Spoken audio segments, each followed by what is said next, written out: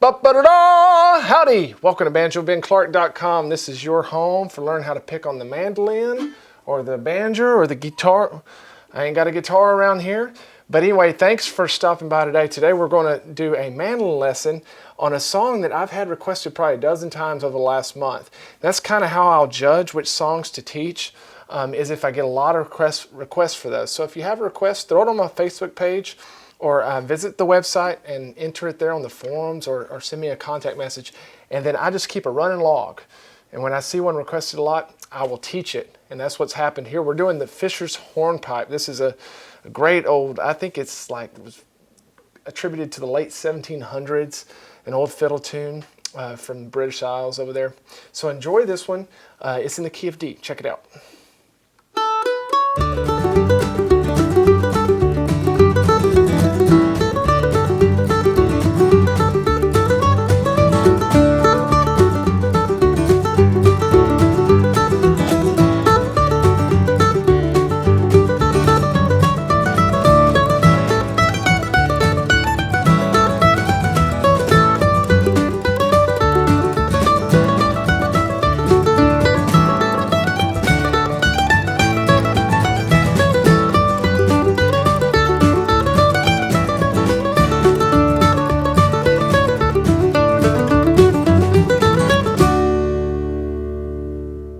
Alright, that was my version of Fisher's Hornpipe. It's kind of an intermediate version, but it's not too hard for beginners to learn. But even if you already know the song, I think there's some cool runs in there that you can steal and take and slam down at your local jam, which is the whole point, right?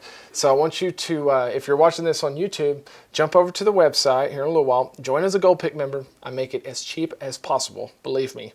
And then you'll have access to all my videos and tabs, including this one. I put a new one of these up every week. I just switch instruments. We just keep going every week.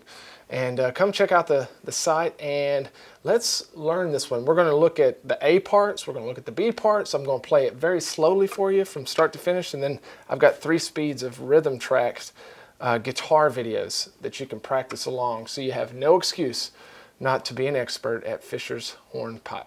We're going to do just a very simple little kickoff here.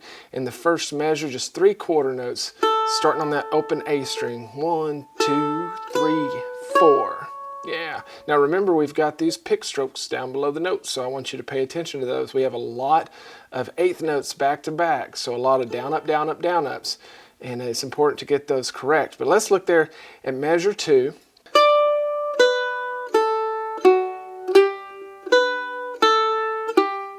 Yeah. We've got a lot of crossing strings in this particular version, so it's important once again that we get our down up pick strokes happening correctly. And then we also want to concentrate on our left hand of not making big movements with our left hand. Let's try to keep it close. Okay. If we're doing a whole lot of this, it's going to slow us down. But that measure once again, yeah, the measure 3 sounds like this. Now right there in measure 3, when you hit that 5th fret on that D string, we're going to then go up to the 2nd fret on the A string, then an open A, and then come back down to that 5th fret.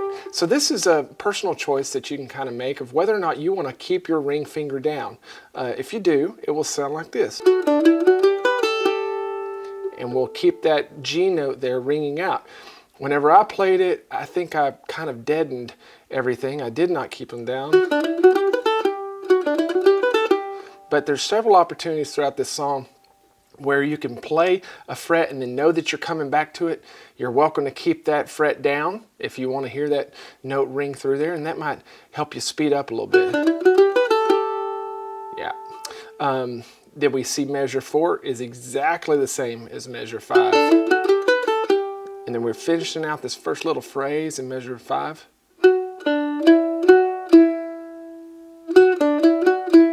Okay, then we're going to kind of answer that. We're halfway through the first A part, okay? So a quarter of the way, or an eighth of the way through the song, if you want to think about it that way.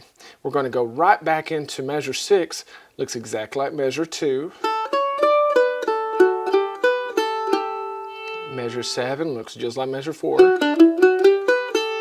Now we're going to do something a little bit different right here in measure 8. We're just going to wrap up this first 8-bar phrase, which we refer to as the first A part. Measure 8 sounds like this.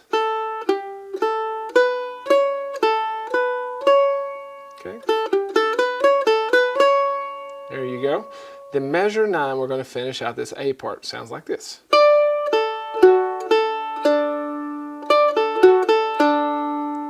Good job. Now, right there at the end of measure 9, we're going to do a cool little pickup going back into the second A part. And it sounds cool when you're going fast. They're little triplets. And what we're going to do is we're going to pick down, a downstroke on the open A string, and then we're going to hammer on without picking again to our 2nd fret and then to our 4th fret. Sounds like this. I'm only picking it once, but we're hammering. So coming out of measure 9, going into measure 10, it would sound like this. Yeah. Now once we get to measure 10, we're going to play the A part again. It's considered the 2nd time through the A part. But this one I think has some more interesting licks in it. It also has kind of a little theme developing. Let's take a look at that one.